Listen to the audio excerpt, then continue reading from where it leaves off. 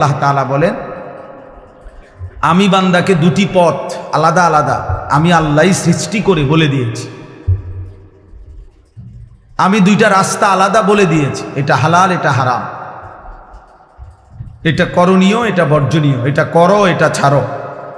আল্লাহ বলেন আমি এটা বলে দিয়েছি। মনে করেন ছাগল আর কুকুর সাইজে দেখতে একই রকম, গঠনে শরীরের সাইজে ছাগল আর কুকুর এক সাইজে, একই গোশত রক্তওয়ালা, একই মালিকের সৃষ্টি। কিন্তু আল্লাহ তাআলাই একটাকে হালাল বলছেন আর একটাকে কি বলছেন? হারাম বলছেন। নয়তো এটা কারো মানুষের সিদ্ধান্ত। এটা ছাগল হালাল কেন আর কুকুর হারাম কেন? তো উত্তর কি?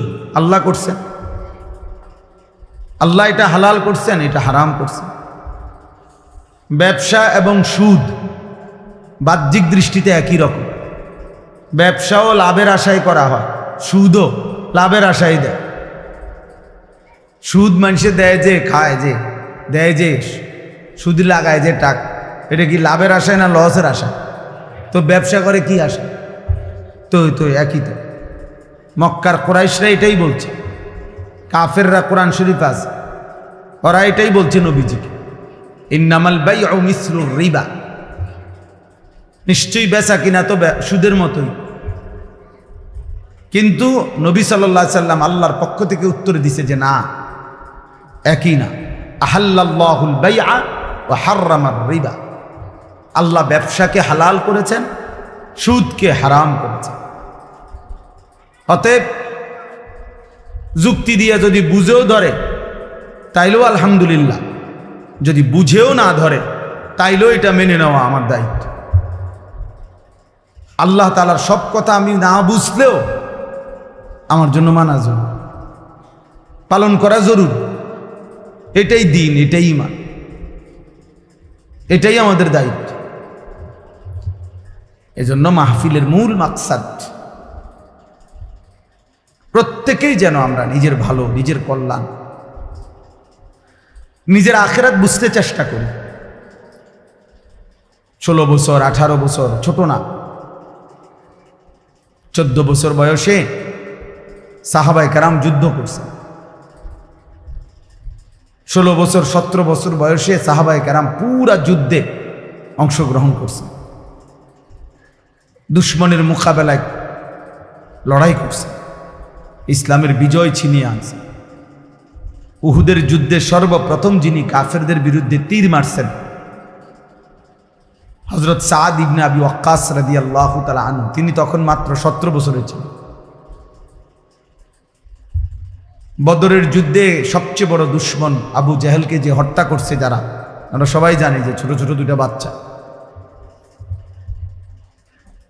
পায়ের বুড়া আঙ্গুলের মধ্যে ভর দিয়ে ছোট বাচ্চা সাহাবীরা দাঁড়াইতেন যেন লম্বা দেখা যায়। উদ্দেশ্য কি? যুদ্ধ করার জন্য, যুদ্ধ থেকে পলায়নের জন্য, বরং যুদ্ধে অংশগ্রহণের জন্য। হযরত যায়েদ ইবনে সাবিত একজন সাহাবী রাদিয়াল্লাহু তাআলা, উনার আম্মা উনাকে যুদ্ধের জন্য নবীজির কাছে আনছেন। নবীজি দেখছেন ওনার বয়স তখন 13 বছর। আল্লাহ নবী সাল্লাল্লাহু আলাইহি সাল্লাম ফিরিয়ে দিয়েছেন, না, এত ছোট বাচ্চা নেওয়া যাবে না। আমরা কিতাবে স্পষ্ট পড়ছি, হযরত যায়েদ তখন ওনার আম্মার কাছে বলছে কাঁদতে কাঁদতে যে মা, আমি ঘরে ফিরে যাব না, যদি যুদ্ধে না নেয় নবী আমাকে। নবীজিকে বলেন আপনি আমাকে দ্বীনের, নবীজির সাথে ওনার যেই কোনো কাজে আমারে লাগাইতে, আমি কোনো না কোনো কাজ আমারে দিতে বল, আমি ওইটা অন্যটা হলে অন্যটাই করব, কিন্তু আমি ঘরে যাব, ফিরে যাব।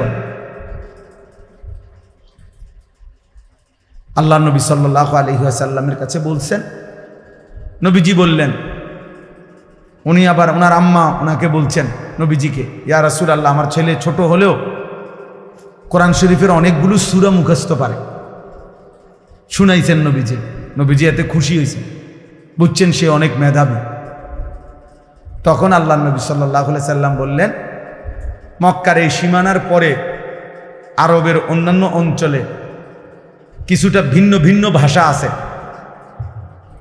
মূল আরবি ছাড়াও তুমি এই ভাষাগুলো শিখে আসো, এরপরে তোমারই দিয়ে আমি এই দোভাষীর কাজ করাবো এবং আরো অন্যান্য কাজ করাবো।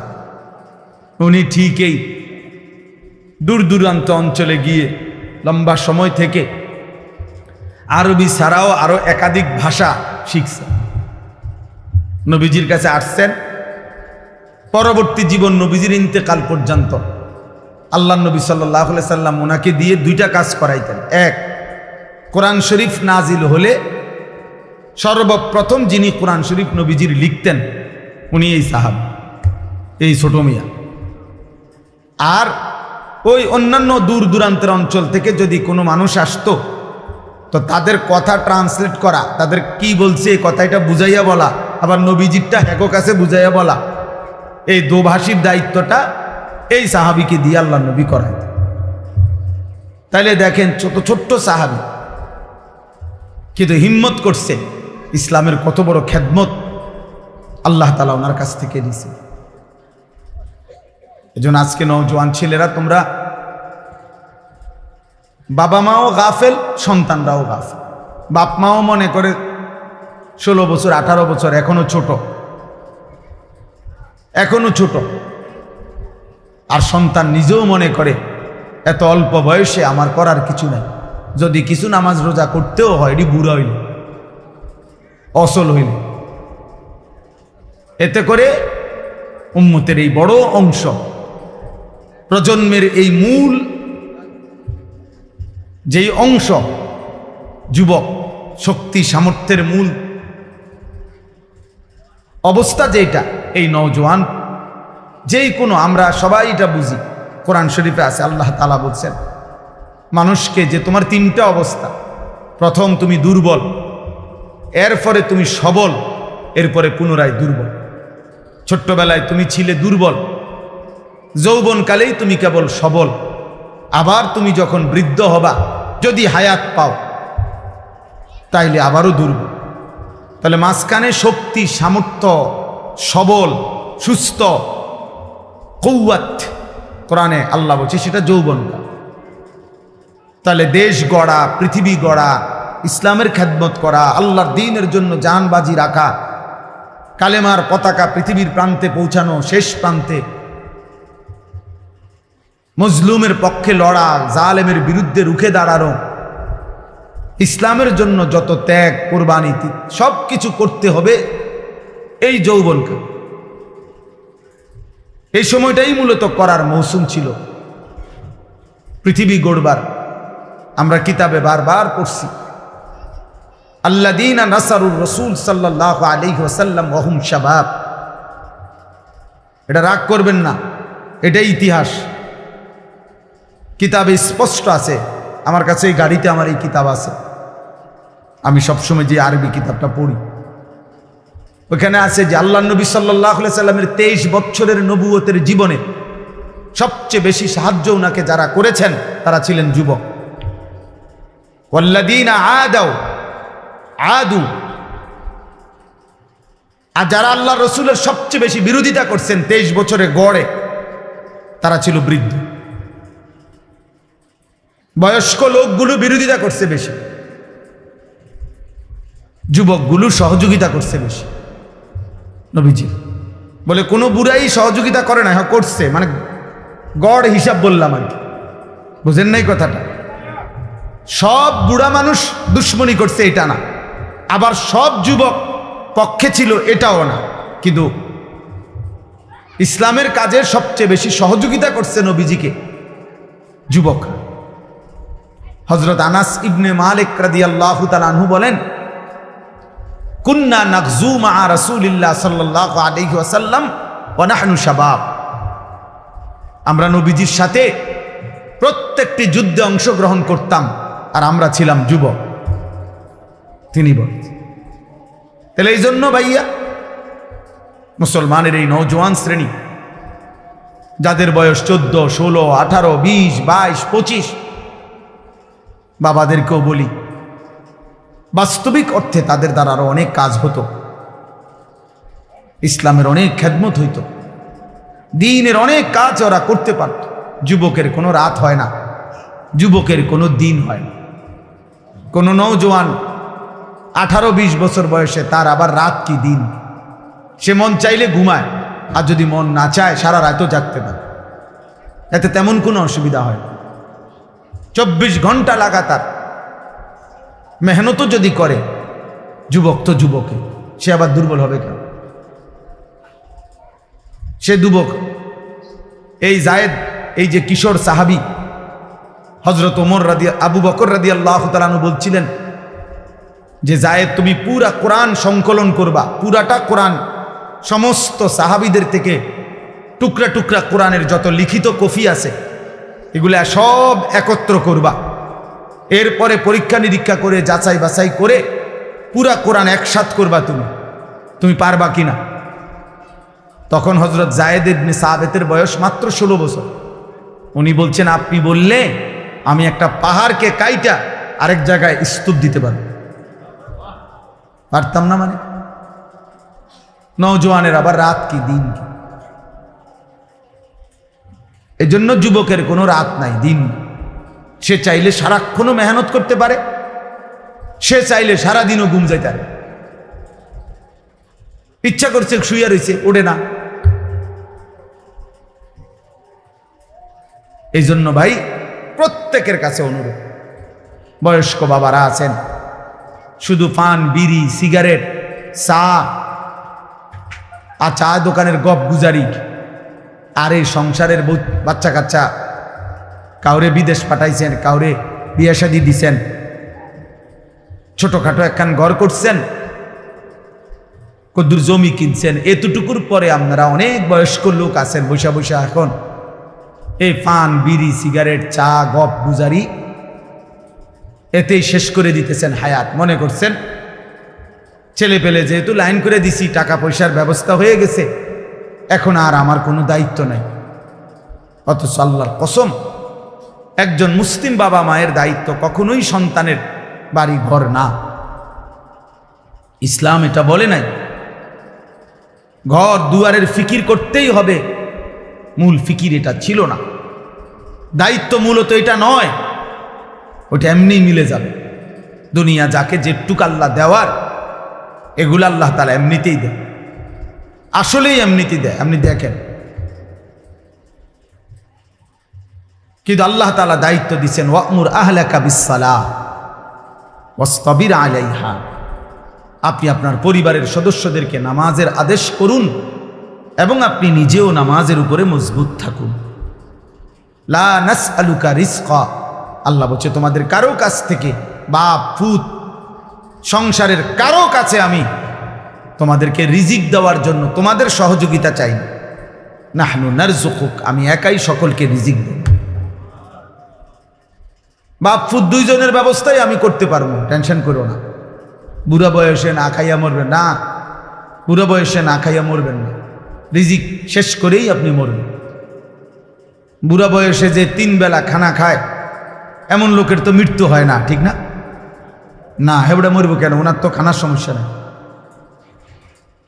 বলেন, এমন লোকের মৃত্যু হয়? খাইস নোয়াখালী শ্রোতা আসছে, এই শ্রোতার বাড়ি হলো নোয়াখালী। কোথাকার শ্রোতা কোথায় আসছে চিন্তা করছে? ও আমাদের মহব্বতের ভাই, ওই যে আব্দুর রহিম। আমার অনেক গুরুত্বপূর্ণ সফর, আমি আগামীকালকে বরগুনা বরিশাল যাবো 3-4 দিনের জন্য। কিন্তু শুধু এই আব্দুর রহিম এই মাহফিলের জন্য আজকে যাওয়ার, গতকাল যাওয়ার কথা, এই মাহফিলটার জন্য আমি পিছাইছি আমার এই সফর। ও আমার শায়েখ আল্লামা মুফতি মুশতাকুন নবী কাসেমি হজরতকে ভীষণ মহব্বত করে, হজরতও তাকে মহব্বত করে। এই উদ্দেশ্যেই আমাদের আশা। আল্লাহ তাআলা আপনাদেরকেও কবুল করেন। তো ভাইয়া বললাম, এটা জরুরি বুঝা। আল্লাহ তাআলা বলছেন, বান্দা আমি রিজিকের ফিকির করব, তুমি নামাজের ফিকির করো। তোমারে আমি দায়িত্ব দিলাম যে তুমি তোমার পরিবারের সদস্যদেরকে নামাজের আদেশ করে, আর আমরা এর উল্টাটা বলি, জি ফুতেরে যার যা দরকার হুজুর সব করে দিছি, অন যদি নামাজ রোজা না করে, আল্লাহ খোদা না মানে, আমি কি করব? এবারটা কয় এটা আল্লাহ এটা নিয়ে বলতে বলছে আপনাকে। তাহলে আল্লাহ বলল কি, আপনি কোন কি? আপনি কি বলেন? লম্বা ঘন্টার পর ঘন্টা বেফিকির, এটা ঠিক না। অফিস সামা ইরিজকুকুম ওয়া মা তুআদুন, আল্লাহ বলছে তোমাদের প্রত্যেকের রিজিক আসমানে, আর সে মালিকের হাতে। জামাত তো একটা বাইরে মাত বন্ধ করে দিন। হ্যাঁ হ্যাঁ, বাইরের মাইক বন্ধ। তো এই জন্য এটা জরুরি বাবা। ছেলেরা তোমরাও মনে রাখো বাপ, আমি আমার যে আয়াতগুলো পড়ছি আমি এগুলা তর্জমা বলতে চাই, শুরুতে এই জন্য এগুলা বলে নিলাম। এই যে কয়জন ছেলে তোমরা পড়ছো বাবা, তোমাদের কাছে আমার একটা বিশেষ কথা হলো, বারবার আসা কঠিন বাবা, আর যদি কোনোদিন না আসি তো একবারই বললাম, মনে রাখো বাপ, যদি তোমার বাবা মা তোমার কোনো যত্ন নাও নেয় ঈমান ইসলামের আখেরাতের বিষয়, তারপরেও নিজেরে নিজে নষ্ট করো না। তোমারেও আল্লাহ তাআলা বুঝ দিছেন, আকল দিছেন, শেষ পর্যন্ত হাসরের মাঠে তোমার বাবাও তোমার পাশে থাকবে না, তুমিও তোমার বাবার পাশে থাকবে না। তোমার মা তোমার পাশে থাকবে না, তুমিও তোমার মায়ের পাশে থাকবে না। তোমার স্ত্রী তোমার পাশে থাকবে না, তুমিও তোমার স্ত্রীর পাশে থাকবে না। ইয়াউমা ইয়াফিরুল মারউ মিন আখিহি ওয়া উম্মিহি ওয়া আবিহি ওয়া সাহিবাতিহি ওয়া বানি। আল্লাহ বলছে সেদিন হাসরের দিন প্রত্যেক মানুষের ভাই তার থেকে পলায়ন করবে, মা বাবা স্ত্রী সন্তান তার থেকে পলায়ন করবে। লিকুল্লি ইমরিইন মিনহুম ইয়াউমাইদিন শা'নুন ইউগনি, প্রত্যেকেই নিজেকে নিয়ে ব্যস্ত হবে। ইয়া রব্বি নাফসি নাফসি, আল্লাহ বলছেন তোমাদের সকলকেই একজন একজন করে আমি আল্লাহর সামনে আসতে হবে। দলবল নিয়ে আইবেন হবে না, পীর মুরিদ নেতা কর্মী, হ্যাঁ জি না, পীর সাহেবও আলাদা, মুরিদ সাহেবও আলাদা আলাদা, প্রত্যেকেই আলাদা আলাদা। ওয়া কুল্লুহুম আতিহি ইয়াউমাল কিয়ামাতি ফারদান, কোরআন শরীফের আয়াত। সকলকেই আল্লাহর কাছে কিয়ামতের দিন আসতে হবে একজন একজন। কয়জন? একজন, ফারদান, ওয়াহিদ ওয়াহিদ, একজন একজন। এজন্য মনে করো তোমার বাবা খেয়াল করে নাই, মা তোমার খেয়াল করে নাই, তুমি নিজের হাতে নিজের মোবাইল দেখে দেখে, নারী দেখে দেখে, ছবি দেখে দেখে, অশ্লীল উলঙ্গ দৃশ্য দেখে দেখে অসভ্যতার মধ্যে ডুবে গিয়ে নষ্ট হয়ে গেছে। একদিন ফিরতে চাইলো আর ফিরতে পারল না। গুনাহ বড় সাংঘাতিক। গুনাহ মানুষকে একসময় হতাশ করে দেয়। কত মানুষ আছে এ হারাম প্রেম করতে করতে একটা সময় আত্মহত্যা করে। কালকে রাত্রে এক ছেলের সাথে আমি কথা বলছি, এই ছেলে বলতেছে হুজুর আমি আত্মহত্যা করতে চাই। আস্তাগফিরুল্লাহ, তুমি কি কও? এই পরিমাণ জিনা এবং ব্যভিচার, হারাম এবং গুনাহের মধ্যে লিপ্ত যে এখন আর ভাল লাগতেছে না কিছু। অনেক সান্ত্বনা দিছি, দাওয়াত দিছি আমার মাদ্রাসায়, তুমি আইসো। অল্প বয়সী নওজোয়ান ছিল। এই জন্য গুনাহ শেষ পর্যন্ত তোমারে হতাশ করে দিবে, অস্থির বানায় রাখবে। নারী, ছবি, হারাম দৃশ্য, কসম আল্লাহর, আমরা কিতাবে বারবার পড়ছি, মানুষকে সুকুন দেয় না, মানে স্থিরতা দেয় না,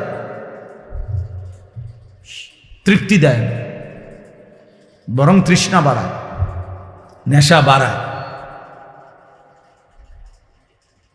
গুনার মাত্রা আরো বাড়ায়, কিন্তু শেষ পর্যন্ত তৃপ্ত হয়। এই জন্য এক গ্লাস পানিতে মানুষ তৃপ্ত হয়, এক সাগর মদ খেলেও নেশাখোর তৃপ্ত হয়।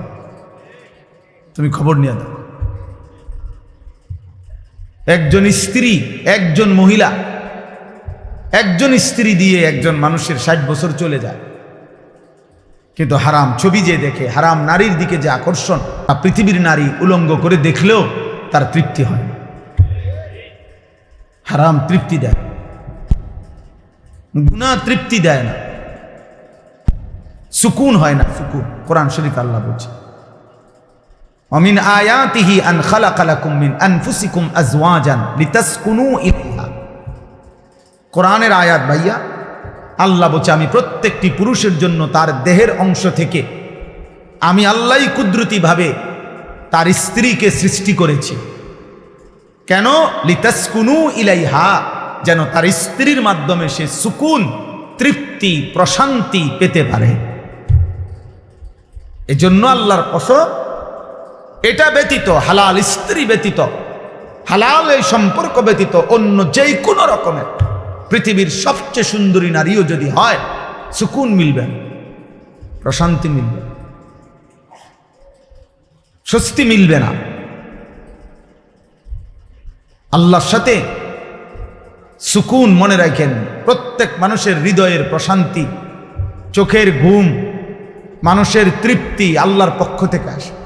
আর হারামের মাধ্যমে, আল্লাহর অবাধ্যতার মাধ্যমে এটা হয়।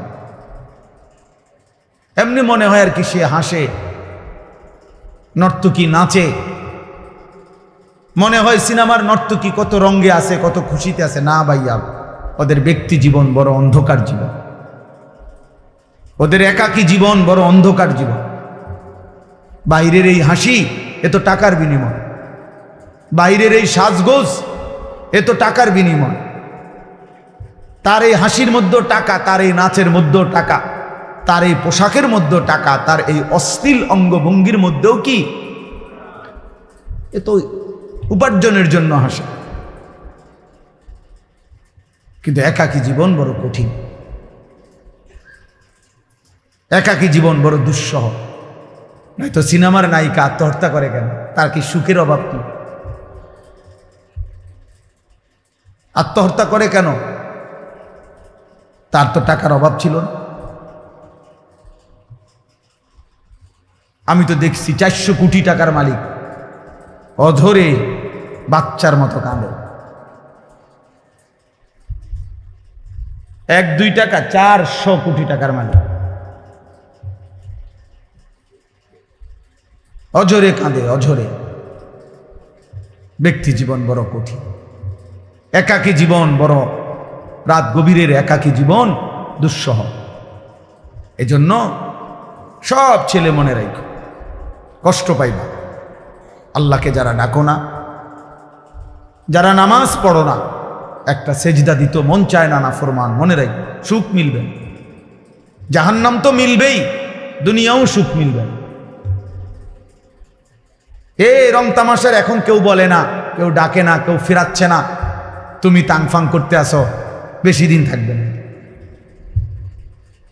বেশি দিন থাকবে, খুব দ্রুত রাত চলে যায়। আমরা যেমন আমরা দৌড়াই আইও মনে হয় যেন মাগরিব ধরতে পারছি না, এমন সমস্যা।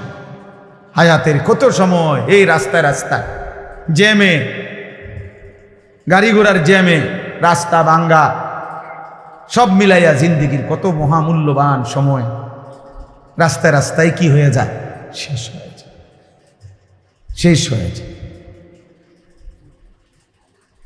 এজন্য খুব দ্রুত হায়াত শেষ হয়ে যায়। আর এখন আখিরি জামানা, নবীজি বলছেন ইয়াতাকারাবুজ জামান, কিয়ামতের পূর্বে সময় কাছাকাছি হয়ে যাবে। বছর মনে হবে 1 মাসের মতো,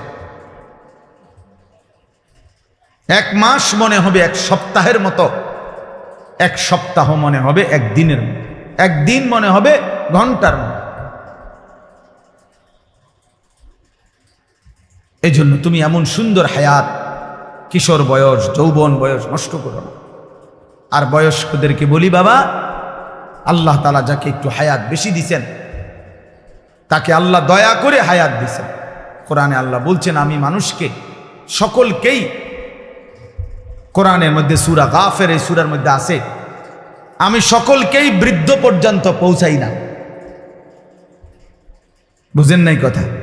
এই পৃথিবীতে যেই জন্ম নেয় সেই বৃদ্ধ পর্যন্ত পৌঁছা এরপরে মরে না? হ্যাঁ, এই কথাটা আল্লাহ বলছে। তুমি তোমার দাদারে বুড়া দেখছো ঠিক আছে, তাই বলে তুমি বৃদ্ধ হবা এটা ভেবো না। তুমি তোমার চাচারে বৃদ্ধ দেখছো ঠিক আছে, কিন্তু তাই বলে তুমিও বৃদ্ধ হবা এটা ভেবো না। আল্লাহ তাআলা বলছে আমি সবাইকে বৃদ্ধ পর্যন্ত পৌঁছাই না। আমিনকুম মান ইউতাওয়াফা মিন ক্বাবলু, আমি অনেককেই এই চলমান ধারায় শিশু, কৈশোর, শৈশব, যৌবন এরই মধ্যেই অনেককে মৃত্যু দিয়ে দিই।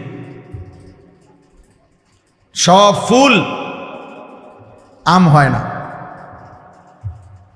মুকুল ঝরে যায়। ছোট ছোট আমগুলো সবগুলো বড় হয় না, বড় বড় আমগুলো সবগুলো পাকে না,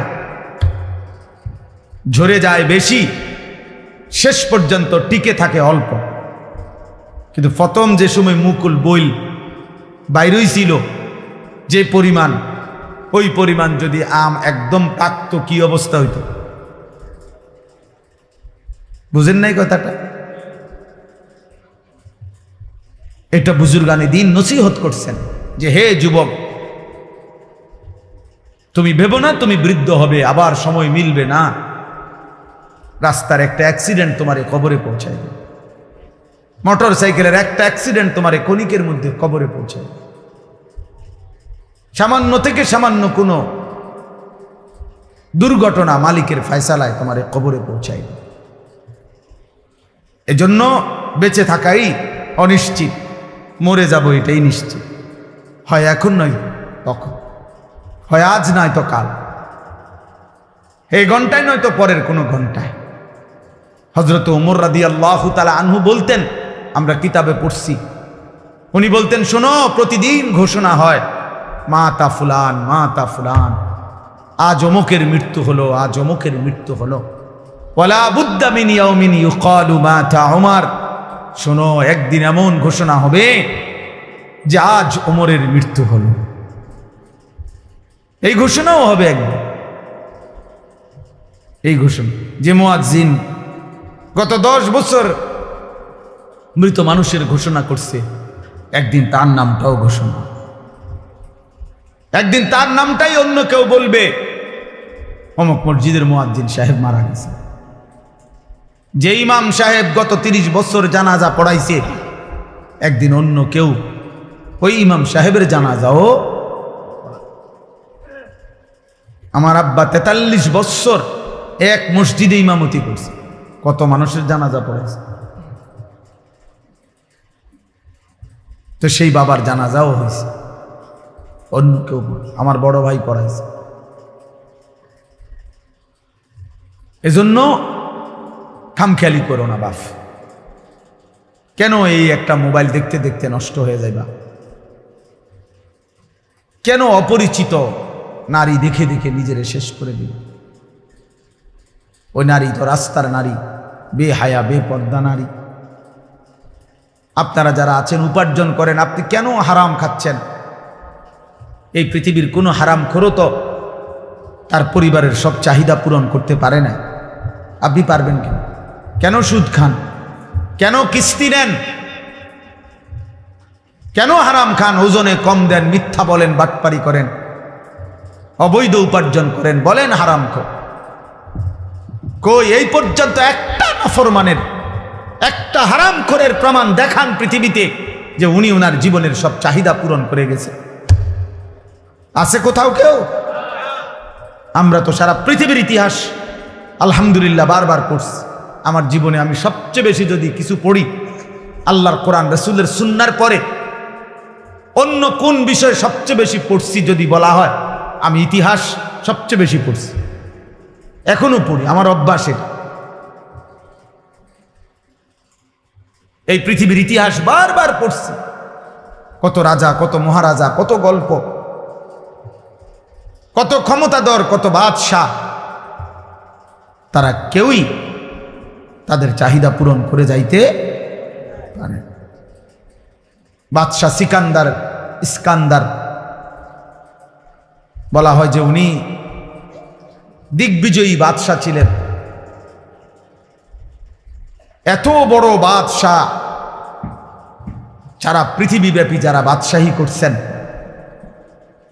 উনি মৃত্যুর পূর্বে ওনার খাদেমকে বলছিলেন যে আমার মৃত্যুর পরে তোমরা আমার লাশ কাফনের কাপড় পরাইয়া আমার দুইটা হাত খালি রাখবা, কাফনের কাপড় থেকে আলাদা রাখবা, আর আমার লাশটা খাটের মধ্যে করে এরপরে পুরা রাজধানীটা লাশটা আমার ঘুরাইবা, আর দুইটা হাত যেন খালি থাকে, মানে কাফনের কাপড়ের বাইরে থাকে, এমনি ঘুরাইয়া নিবা, নিয়া এরপরে দাফন করো। তো লোকেরা দেখছে ওনারে এভাবে ঘুরাইয়া নিছে। তো ওই জামানার যারা বুজুর্গ আল্লাহর প্রিয় বান্দারা ছিলেন, তারা চিৎকার দিয়া অঝরে তখন এই দৃশ্য দেখে কাঁদতে শুরু করছে। তো লোকেরা জিজ্ঞাসা করছে, হুজুর আপনারা কাঁদেন কেন? বলছে, হায় শোনো, সিকান্দার বাদশাহ ইস্কান্দার বুঝায় গেল যে আমার মতো দিগ্বিজয়ী বাদশাহ আজ যখন কবরে যায় খালি হাতে,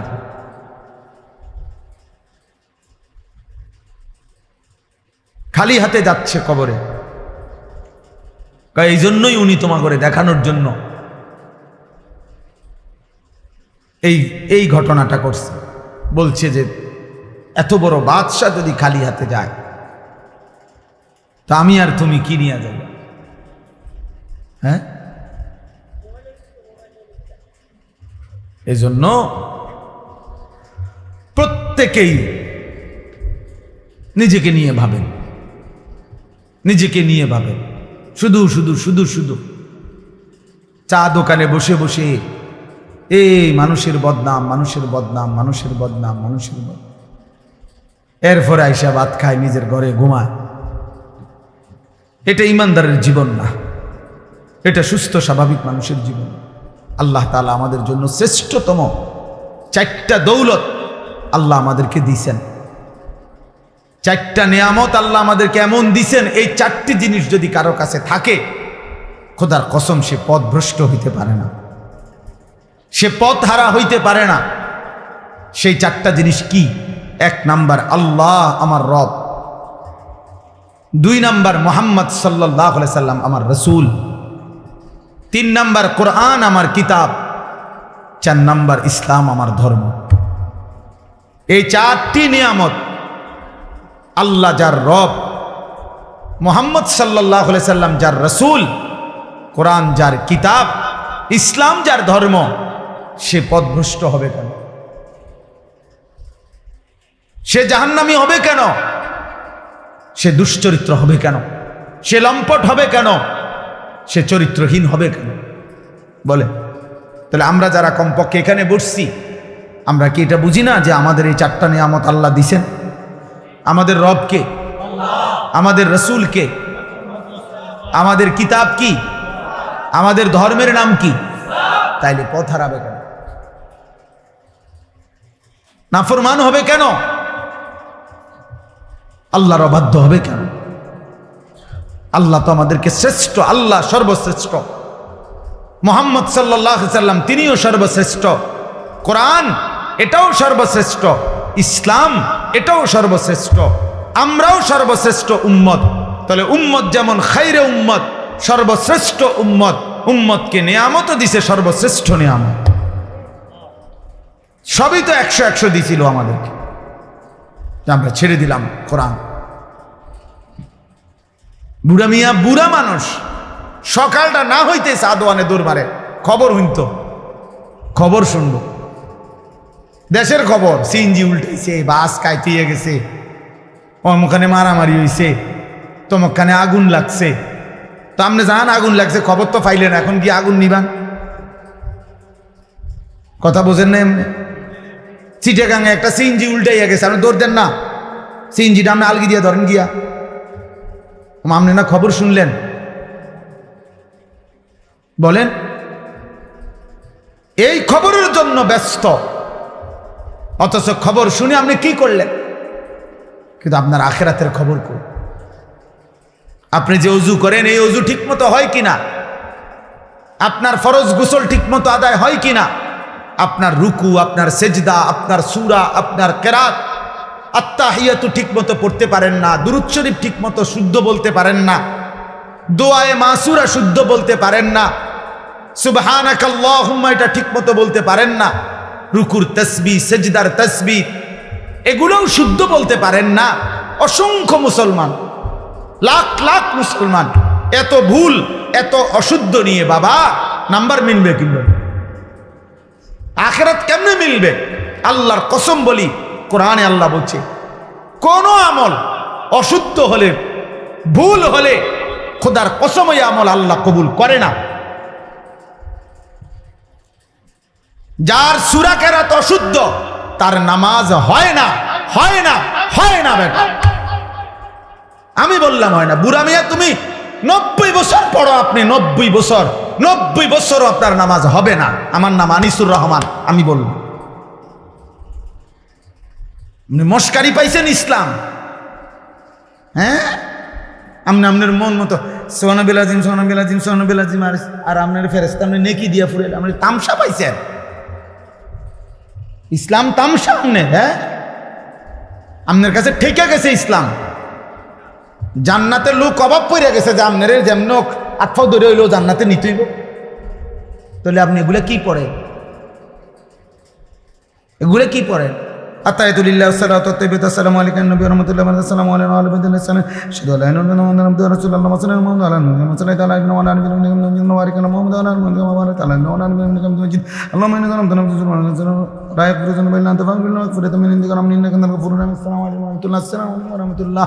সুবহানাল্লাহ সুবহানাল্লাহ সুবহানাল্লাহ সুবহানাল্লাহ সুবহানাল্লাহ আলহামদুলিল্লাহ আলহামদুলিল্লাহ আলহামদুলিল্লাহ আল্লাহু আকবার আল্লাহু আকবার আল্লাহু আকবার আল্লাহু আকবার। শেষ।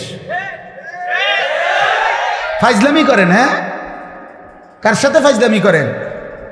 এটা নামাজ? এটা আত্তাহিয়াতু? কার সাথে মস্কারি করলেন? হ্যাঁ, বেহেশত আমাদের মামুর বাড়ি, হাসরের মাঠ, ফুটবল খেলার মাঠ। তাহলে ১৬ লক্ষ আম্বিয়া, আদম থেকে মুহাম্মদ সাল্লাল্লাহু আলাইহি ওয়াসাল্লাম পর্যন্ত সমস্ত নবীরা পর্যন্ত যেই মাঠের ভয়ে দুনিয়ার হায়াতে আল্লাহর কাছে কাঁদছেন, চোখের পানি ফেলছেন, ওই মাঠের নাম হাসরের মাঠ। আপনি এটা মস্কারি মনে করছেন? নবী সুপারিশ করবে 100 বার সত্য, আল্লাহ নবী সাল্লাল্লাহু আলাইহি সাল্লাম সুপারিশ করবেন। কিন্তু প্রশ্ন হলো, আপনারা একজন বলেন এখানে, আপনার বিবেক কি বলে যে নবী বলছে উম্মত তুমি মৃত্যু পর্যন্ত বিড়ি খাইতে খাইতে আইবা আর হাসরের ময়দানে আমি সুপারিশ করে তোমারে বেহেশত দেবো? এই তো না সুপারিশ মানে, এই তো। নবী বলছে উম্মত তুমি মৃত্যু পর্যন্ত সুদ খাইবা, কিস্তি লইবা, তোমার কিস্তি তোমার মরার পরে তোমার ফুতাইতে শোধ করব, তোমার সুদের টাকা তারা শোধ করব, তুমি শুধু কবরে আসবা, আমি নবী সুপারিশ করে বেহেশত দিয়ে দেব। এই তো নবী বলছে নাকি? সুপারিশের মানে এই? আপনি দিকন সুপারিশ করবে নবী, তো মানে কি আপনি বলেন? এটার কোনো নিয়ম কানুন নাই, এটার কোনো কাগজপত্র নাই, কোনো সিস্টেম নাই না? আপনারে বলছে মৃত্যু পর্যন্ত আপনি বাটফারি করতে থাকেন, আপনি চুরি করেন, আপনি ওজনে কম দেন, আপনার মৃত্যু পর্যন্ত আপনার ঘরে টেলিভিশন চলুক, মৌত পর্যন্ত আপনার বউ বেপর্দা, আপনার ফুতের বউ বেপর্দা, আপনার ছেলেও ফজর পড়ে না, মেয়েও ফজরের নামাজ পড়ে না, ঘরের একটা নাফরমানও ফজরের নামাজ পড়ে না। আরে নাফরমান এই অবস্থায় কবরে গিয়া মুক্তি মিলবে কিভাবে? সুপারিশ কি মামুর বাড়ি? হ্যাঁ, হাউজে কাউসারের ফানি দেখি সাফ কলের ফানি, জ্ঞান সিপ দিলে ফানি এলাও, এটার কোনো নিয়ম নাই। হাউজে কাউসার আপনার মামার বাড়ি, আপনি গেলেই আপনারা পানি দিয়ে দিবে। হ্যাঁ, কেউ আমল নামা দেখবে না? বলেন ইকরা কিতাবাক, রব্বুল আলামিন বলবে বান্দা নিজের আমল নামা তুমি পড়ো, আগে পড়ো। কাফা বিনাফসিকাল ইয়াউমা আলাইকা হাসিবা, আল্লাহ বলে তোমার হিসাবের জন্য তুমি যথেষ্ট, হিসাব করো, তুমি ফয়সালা করো বান্দা নেকি কেমন গুনাহ কেমন, মিথ্যা বলেছো কয়টা, সত্য বলেছো কয়টা, যোগ বিয়োগ করো। তোমার বেহেশত না দোজখ তুমি তো বুঝবা, হিসাব লাগাও। লা ইউগাদিরু সাগীরাতান ওয়ালা কাবীরাতান ইল্লা আহসাহা। হাসরের ময়দানে নাফরমান বলবে, রব্বুল আলামিন, আমার আমলনামার মধ্যে আমার জীবনের ছোট কিংবা বড় এক বিন্দুও তো বাদ যায় নাই, সব তো লেখা আছে। আল্লাহ বলবেন, আমি তো আগেই বলছিলাম লেখা হচ্ছে। আমাদেরকে আল্লাহ শুনায় নাই? কথা বলেন না কেন? আমাদের জিন্দেগির জাররা জাররা বিন্দু বিন্দু লেখা হচ্ছে, এটা বলছে কিনা? তাইলে ওমা ইয়াযুবু আর রাব্বিকা মিন মিসকালি যাররাহ, আল্লাহ বলে তোমাদের জীবনের এক জাররা বিন্দু আল্লাহর থেকে আড়াল না। আল্লাহ দেখে না কখন? আল্লাহ দেখে না কখন? আল্লাহ ঘুমায় কখন? আল্লাহ বিশ্রাম করে কখন? অবসর নেয় কখন? ভুলে যায় কখন? হারিয়ে ফেলে কখন? আয়াহসাবু আল্লান ইয়াকদির আলাইহি আহাদ, আল্লাহ বলে, বান্দা তুমি কি ভেবেছো তোমার উপরে কারো কোনো ক্ষমতা নাই? কি ভেবেছেন? আয়াহসাবু আল্লাম ইয়ারাহু আহাদ, আল্লাহ বলে তুমি কি ভেবেছো বান্দা তোমাকে কেউ দেখে না? কি দেখে না? আলাম ইয়ালাম বিআন্নাল্লাহা ইয়ারা, আল্লাহ বলে সে কি জানে না যে তাকে আল্লাহ সারাক্ষণ দেখে? কতক্ষণ? কতক্ষণ? আল্লাযী ইয়ারাকা হিনা তাকুম, আল্লাহ বলে নবী আপনি যখন নামাজে দাঁড়ান, পুরা নামাজে বন্ধু আমি আপনার চেহারার দিকে, আপনার দিকে তাকিয়েই থাকি। বান্দা যখন নামাজ পড়ে সেজদা দেয়, রব তার দিকে তাকিয়েই থাকে, তাকিয়েই থাকে। এজন্য বাপ বুঝতে শিখেন, ভাবতে শিখেন, ভাবতে শিখেন। খামখেয়ালি করেন, খামখেয়ালি করেন। দুনিয়া হয় আমনের লগে আমি পারলাম না, নাহলে আমার লগে আমনে পারছেন না, কিন্তু রাত সবারই ভোর হয়ে যাবে, মজলুমেরও জালেমেরও, ঠিক না? বাসর ঘরেও ভোর হয়, বাসর রাতেরও, ফাঁসির রাতেও। বাসর রাতও ভোর হয়, ফাঁসির রাতও কি হয়? তাহাজ্জুদের যে রাত কাটায় তার রাতও ভোর হয়। মদের আড্ডায়, জুয়ার আড্ডায়, নারীর আড্ডায় যে রাত কাটায় তারও তো ভোর হয়। কোনো রাত থেমে থাকে না, কোনো রাত থেমে থাকে না। কিন্তু আখিরাত একবারই, আর ফিরবে না দুনিয়া।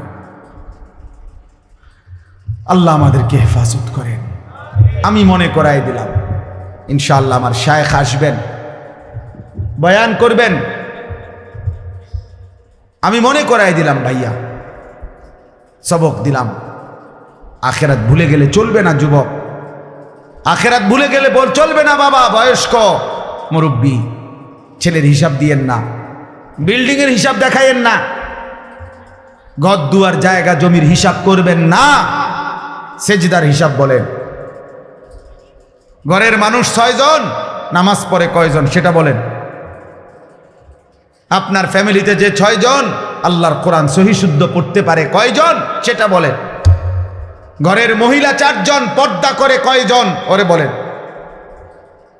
বেপর্দা বেহায়া নারী, আল্লাহর কসম নবীর হাদিস শুনেন, নবীজি সাল্লাল্লাহু আলাইহি সাল্লাম বলেন, যে নারী শুধু তার সেন্ট বা আতর সুগ্রাণওয়ালা, অর্থাৎ যেটা হাঁটতে গেলে অন্য পুরুষের নাকে লাগে এমন গ্রানওয়ালা সেন্ট দিছে, দিয়া হাঁটছে, কসম আল্লাহর নবী বলছে ওই শুধু এই সুগন্ধ সেন্ট যে পুরুষের নাকে লাগলো, এই নারী জানিয়া, ব্যভিচারী নারী, ব্যভিচারী নারী, ব্যভিচারী নারী।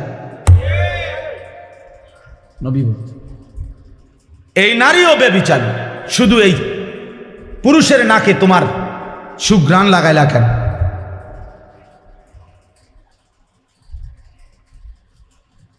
তো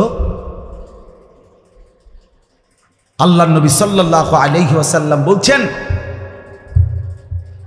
এই পৃথিবীতে কোন পাপের কারণে আল্লাহ সবচেয়ে বেশি রাগ করে? নবীজি বলছে আজ-জিনা, ব্যভিচার।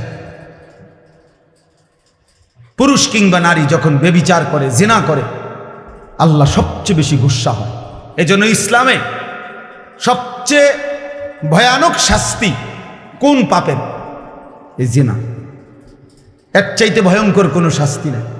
বিবাহিত নারী, বিবাহিত পুরুষ যদি হয়, পরকিয়া হারাম, স্বামী আছে কিন্তু অন্য পুরুষের সাথে সম্পর্ক, স্ত্রী আছে কিন্তু অন্য মহিলার সাথে সম্পর্ক, এরকম পুরুষ বা নারী বিবাহিত যদি জিনা করে, ইসলামের শাস্তি হলো পাথর মেরে তারে হত্যা কর।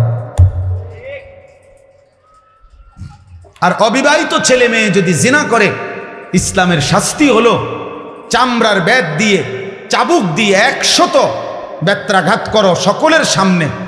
একাকী করলে হবে না, সমস্ত মানুষের উপস্থিতিতে মানুষ যেন সেটা দেখে। কোরআনে বলছে, কোরআন শরীফের সরাসরি আয়াত। আপনার কাছে যেটা যেমনই মনে হোক, এটা আল্লাহর বিধান, এটা শরীয়তের ফয়সালা। তাহলে এই জন্য আল্লাহ তাআলা সবচেয়ে বেশি গুস্সা হয় নারী পুরুষের হারাম মেলামেশা, নারী পুরুষের হারাম সম্পর্ক। আজকে নওজোয়ানের চরিত্রের, চেহারার, মোবাইলের এই আসক্তির মূল কারণ নারী। ক্লাস 8-এ পড়ো, মেট্রিকে পড়ো বেটা, 24 ঘন্টা মোবাইল লইয়া বসে থাকো, কি করো আমরা বুঝি না?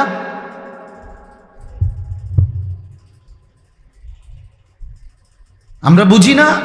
চুলের এই পেখম, চুলের এই ফ্যাশন কার জন্য করছো? আমরা বুঝি না? জামার আর এই প্যান্টের এই ফ্যাশন কাকে দেখাচ্ছ?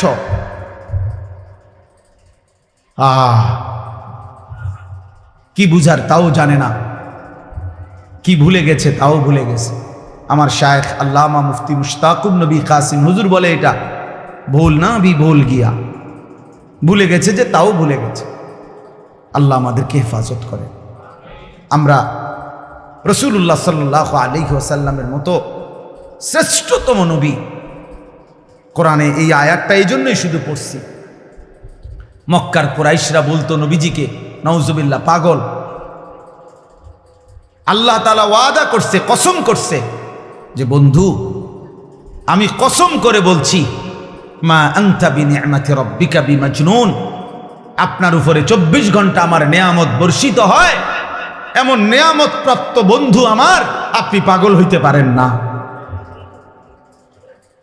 ওয়া ইন্না লাকা লাআজরান গায়রা মামনুন, আল্লাহ বলছে বন্ধু আপনি ধৈর্য ধরেন, আপনাকে যে যত মন্দ বলে প্রত্যেকটা মন্দের জবাবে আমি আপনাকে হিসাব ছাড়া অফুরন্ত পুরস্কার প্রতিদান দিতেই থাকব। এরপরে আল্লাহ বলছেন, এই আমার শেষ কথা শোনো যুবক, ওয়া ইন্নাকা লাআলা খুলুকিন, আল্লাহ বলছে বন্ধু আপনি পৃথিবীবাসীর সামনে আমি আল্লাহ আপনার ব্যাপারে চ্যালেঞ্জ করলাম, আপনাকে আমি আল্লাহই সর্বশ্রেষ্ঠ সুমহান সর্বোচ্চ উত্তম চরিত্রে দিয়ে সাজিয়েছি, পাঠিয়েছি। এবার আমি আল্লাহ পৃথিবীবাসীকে চ্যালেঞ্জ করছি যে তোমরা যে আমার বন্ধুকে যে যাই বলছো, আমি আল্লাহ চ্যালেঞ্জ করলাম, যদি হিম্মত হয় তোমরা আমার রাসূলের 63 বছরের জীবনে একটা সেকেন্ডের উপরে তোমরা দেখো, পরীক্ষা করো, 1 সেকেন্ডের উপরে একটা লাল কালির দাগ বসানো যায় কিনা। গত 1450 বছরে এই পৃথিবীর কেউ পারেনি নবীর 1 সেকেন্ডের উপরে কোনো একটা লাল কালির দাগ বসাইতে পারে। নবীজির একটা নিঃশ্বাসের উপরে কেউ দাগ বসাইতে পারে নাই। যে মুহাম্মদ আরবির এই আচরণটা সুন্দর হয় নাই, উত্তম হয় নাই, এমন নাই, বরং আমরা কিতাবের মধ্যে পড়ছি যত উত্তম গুণ আছে সব উত্তম গুণকে যদি বলা হয় আকৃতি ধারণ করো, যেমন বিনয়, সাহসিকতা, ধৈর্য, তাকওয়া, মনে করেন এগুলো উত্তম গুণ। যত উত্তম গুণ আছে সব উত্তম গুণকে যদি বলা হয় আকৃতি ধারণ করো, তাহলে যেই আকৃতিটা আসবে বারবার সেই আকৃতিটাই হচ্ছে মুহাম্মদুর রাসূল সাল্লাল্লাহু আলাইহি ওয়াসাল্লাম। বিনয়ে যিনি সেরা তিনি মুহাম্মদ, চরিত্রে যিনি সেরা তিনি মুহাম্মদ, ধৈর্যে যিনি সেরা তিনি মুহাম্মদ, সাহসিকতায় যিনি সেরা তিনি মুহাম্মদ, লজ্জায় যিনি সেরা তিনি মুহাম্মদ, তাওয়াক্কুলে যিনি সেরা তিনি মুহাম্মদ, ইয়াকিনে যিনি সেরা তিনি মুহাম্মদ।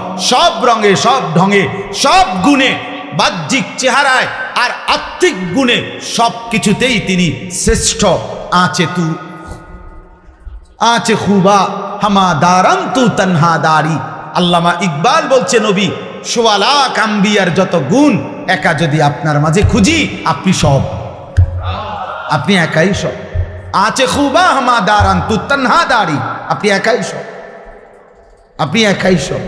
মূসার যত মুজিজা আপনার মাঝে আছে, ঈসার যত মুজিজা আপনার মাঝে আছে, আদম থেকে নিয়ে ঈসা সব নবীর যত বৈশিষ্ট্য আপনি একার মাঝে সব আছে। এত বড় শ্রেষ্ঠতম রাসূল আল্লাহ আমাদেরকে দিয়েছিলেন। একটা একটা সুন্নাত আমাদের অনুসরণ করার কথা, মাথার চুল থেকে পায়ের নখ পর্যন্ত, ঘর থেকে জীবনের শেষ প্রান্ত পর্যন্ত, কিন্তু আমরা প্রত্যাখ্যান করছি।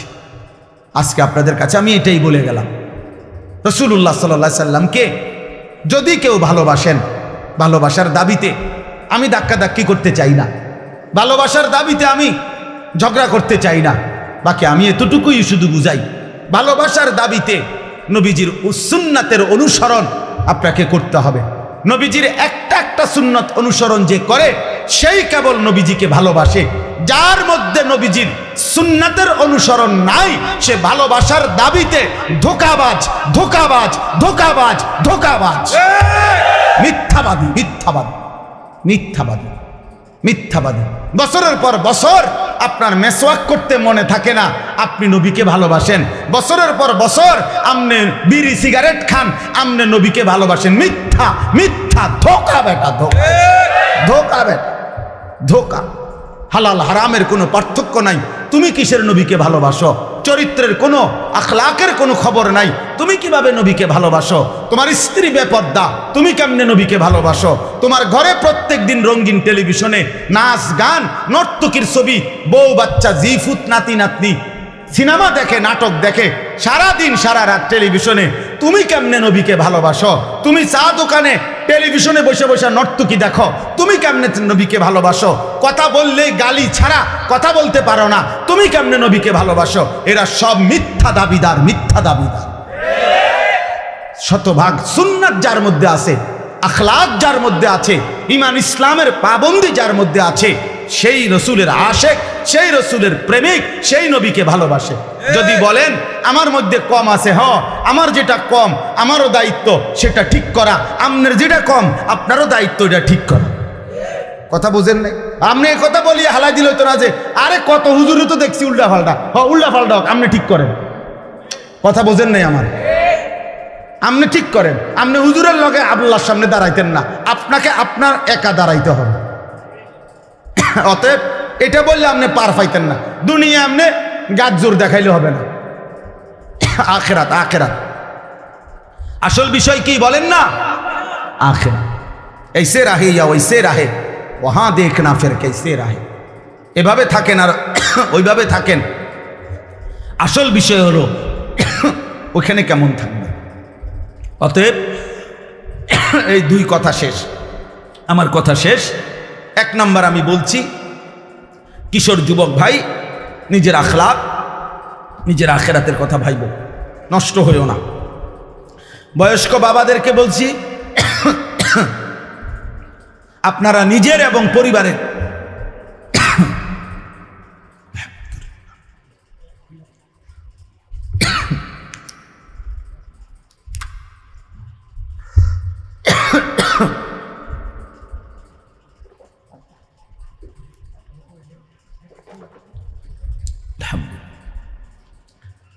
নিজের এবং স্ত্রী সন্তানের ব্যাপারে ঈমান, আমল, নামাজ, আখিরাতের ফিকির করবেন, বলেন ইনশাআল্লাহ। আর আমরা সবাই মিলে সবার জন্য কথা হলো নবীজির সুন্নাতের মাধ্যমে ভালোবাসার প্রমাণ দিতে হবে। কিসের মাধ্যমে বলেন? আবার বলেন। একটা একটা সুন্নত শিখেন। আমনের তরিকায় থাকেন। আপনার কাছে আমি তরিকা বেচতে পাইছি না, কথা বুঝছেন না? আমি আমার একটা দরবার লইয়া আইছি না যে আসেন কেটা কেটা ঢুকবেন, বাস উঠে লইয়ে যাবো না। আপনি আপনার জায়গার থাকেন, আপনি আপনার জায়গাতে থাকেন, আপনি আপনার হুজুরের কাছেই থাকেন, আপনি আপনার ফির সাহেবের কাছেই থাকেন, কোনো অসুবিধা নেই। কিন্তু দেখার বিষয় হলো একটা একটা সুন্নাত নিজের জীবনে আনেন, নিজের জীবনে আনেন। রাসূলুল্লাহ সাল্লাল্লাহু আলাইহি সাল্লামকে মানদণ্ড বানান, নবীজিকে অনুসরণীয় বানান, আর কোনো ঝগড়া থাকবে না, আর কোনো ফিতনা হবে না। আল্লাহ আমাদেরকে হেফাজত করেন, আল্লাহ আমাদেরকে কবুল করে নেন, আল্লাহ আমাদেরকে কবুল করে নেন। আমরা সব সময় এটা বলেই যাই, আমরা সারা মাস, আমরা সব সময় আমরা এটা বলেই যাব, আমরা সারা বছর সারা মাস নবীকে ভালোবাসি, আমরা প্রতিদিন ভালোবাসি। প্রতিদিন সুন্নাত যে অনুসরণ করে সে নবীকে সারাক্ষণই ভালোবাসে। আল্লাহ তাআলা আমাদেরকে বুঝার তৌফিক দান করেন। ইনশাআল্লাহ এশার নামাজ হবে, এরপরে আবার যথারীতি ওলামায়ে কেরাম নসিহত করবেন। আমার প্রিয় ভাই